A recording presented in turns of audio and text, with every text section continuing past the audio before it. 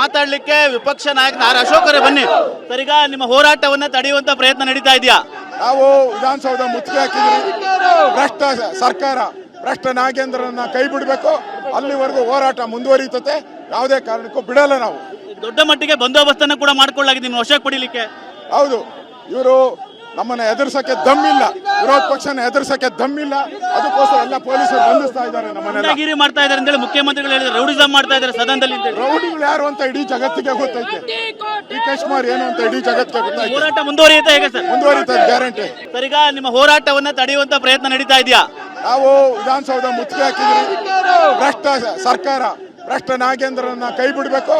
ಅಲ್ಲಿವರೆಗೂ ಹೋರಾಟ ಮುಂದುವರಿಯುತ್ತೆ. ಯಾವುದೇ ಕಾರಣಕ್ಕೂ ಬಿಡಲ್ಲ ನಾವು. ದೊಡ್ಡ ಮಟ್ಟಿಗೆ ಬಂದೋಬಸ್ತನ್ನು ಕೂಡ ಮಾಡ್ಕೊಳ್ಳಾಗಿದೆ ನಿಮ್ಮ ವಶಕ್ಕೆ ಪಡಿಲಿಕ್ಕೆ. ಹೌದು, ಇವರು ನಮ್ಮನ್ನ ಎದುರಿಸಕ್ಕೆ ದಮ್ಮಿಲ್ಲ, ವಿರೋಧ ಪಕ್ಷನ ಎದುರಿಸಕ್ಕೆ ದಮ್ಮಿಲ್ಲ. ಅದಕ್ಕೋಸ್ಕರ ಎಲ್ಲ ಪೊಲೀಸರು ಬಂಧಿಸ್ತಾ ಇದ್ದಾರೆ, ನಮ್ಮನ್ನೆಲ್ಲ ಗುಂಡಾಗಿರಿ ಮಾಡ್ತಾ ಇದ್ದಾರೆ ಅಂತೇಳಿ ಮುಖ್ಯಮಂತ್ರಿಗಳು ಹೇಳಿದ್ರು. ರೌಡಿಸಂ ಮಾಡ್ತಾ ಇದ್ದಾರೆ ಸದನದಲ್ಲಿ ಅಂತ ಹೇಳಿ. ರೌಡಿಗಳು ಯಾರು ಅಂತ ಇಡೀ ಜಗತ್ತಿಗೆ ಗೊತ್ತೈತೆ.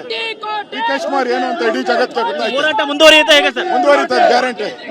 ಇದಿಷ್ಟು ವಿಪಕ್ಷ ನಾಯಕ ಆರ್ ಅಶೋಕ್ ಅವರ ಮಾತು. ಕ್ಯಾಮರಾಮನ್ ಸೈಯದ್ ಜೊತೆ ಸುನಿಲ್, TV9 ಬೆಂಗಳೂರು.